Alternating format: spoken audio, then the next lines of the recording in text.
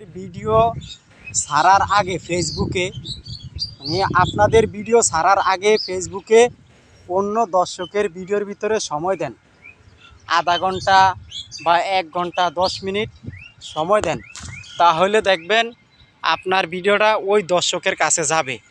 যাইলে আপনি একটা নোটিফিকেশন পাবেন যে মানে যার ভিডিওটা দেখছেন, যার ভিডিওটা দেখা লাইক কমেন্ট করছেন এবং তার ভিডিওর ভিতরে একটা নোটিফিকেশন যাবেন যে আপনার ভিডিওটা ছাড়ছেন। আসলে ভাই, আপনি যত অন্যজনের দর্শকের ভিডিও দেখবেন, বেশি বেশি করে লাইক কমেন্ট করবেন, তাহলে আপনার ভিডিওটা দর্শকের কাছে যায়া আপনার উপকার হবে।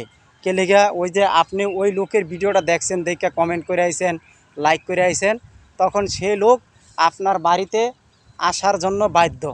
কেননা আপনি রাস্তা কইরা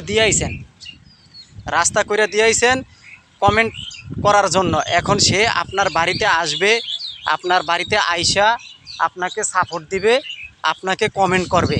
তো ভাই, ওখান থেকে আপনার কমেন্টটা ধরে সেই লোক আপনার বাড়িতে আইসা আপনাকে সাপোর্ট দিয়ে যাবে এবং আপনার পেজের ভিতরে বা আপনার আইডির ভিতরে আইসা ঘুরে যাবে।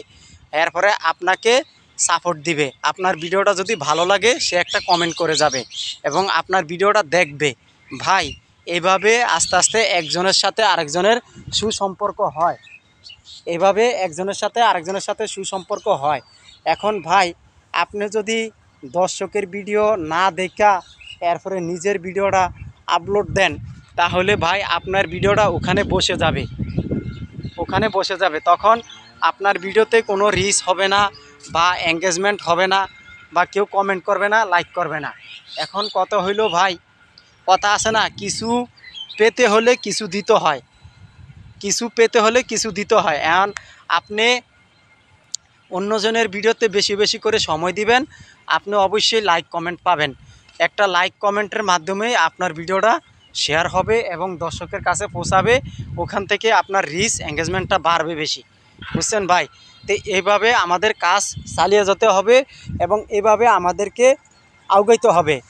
একজনকে আরেকজন যদি সহযোগিতা না করি বা সাপোর্ট যদি না দেই, তাহলে আমরা কোনো দিন কাজ করে আগাইতে পারবো না ভাই। একটা কাজের ভিতরে যেই কোনো আপনার সহযোগিতা থাকতে হবে, একে অপরকে সহযোগিতা করতে হবে, একে অপরের সাপোর্ট দিতে হবে। একে অপরের সাপোর্টের মাধ্যমে আপনি বড় হইতে পারবেন। কেউ সাপোর্ট ছাড়া বড় হইতে পারে না। কোনো অডিয়েন্স কোনো দিন বলতে পারবে না যে আমি একা একা সফলতা হয়েছি। আসলে কথা ঠিক, কোনো অডিয়েন্স বলতে পারবে না যে আমি একা একা সফলতা হয়েছি। একজনের মাধ্যমে আরেকজনের সফলতা হয়েছে, এইটাই তো দুনিয়ার খেলা।